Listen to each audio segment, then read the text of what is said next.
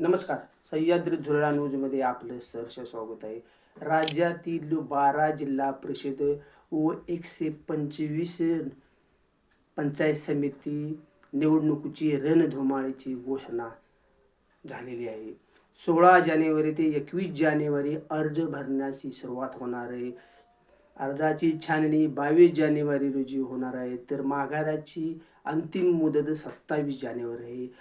मतदान 5 फेब्रुवारी 2026 रोजी होणार आहे, तर याचा निकाल 7 फेब्रुवारी 2026 रोजी होणार आहे. यामुळे खऱ्या अर्थाने निवडणुकीच्या रणधुमाळीस सुरुवात झालेली आहे. ग्रामीण भागात स्थानिक स्वराज्य संस्था निवडणुकीच्या सुरुवात झालेली असल्याने आत्ता यामध्ये एकच चर्चा सुरू झाली आहे की राधानगरी विधानसभा मतदारसंघा म्हणजे कोल्हापूर जिल्ह्याचे पालकमंत्री प्रकाश आंबेडकर व त्यांचे प्रमुख कट्टर विरोधक माजी आमदार के. पाटील हे दोन्हीही मातब्बर नेते महायुतीमध्ये असल्याने हे दोघे राधानगरी विधानसभा मतदारसंघातील या स्थानिक स्वराज्य संस्थांच्या निवडणुका एकत्र येऊन लढणार काय याची चौकाचौकात चर्चा सुरू झाली.